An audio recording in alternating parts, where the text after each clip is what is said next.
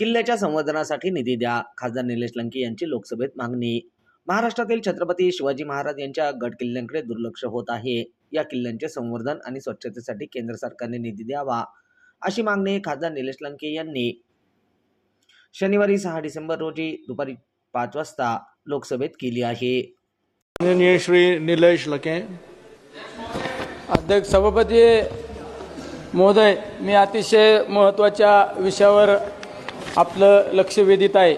अखंड हिंदुस्थानाचे आराध्य दैवत 18 पगड जाती धर्मातील सर्व मायबाप जनतेला घेऊन चालणारा राजा, दूरशासक म्हणून ज्यांची जगात ओळख निर्माण करणारे छत्रपती शिवराय, त्या छत्रपती शिवरायांनी असंख्य गडकोट किल्ले उभे केले आणि त्या गडकोट किल्ल्याच्या परिसरामध्ये जे मंदिर आहेत, त्या मंदिर आणि गडकोट किल्ल्यांची आज दुरावस्था आपल्याला पाहायला मिळत आहे।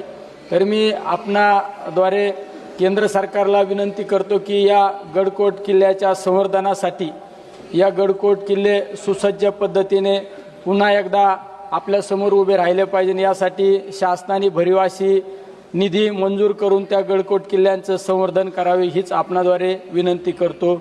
जय शिवराय।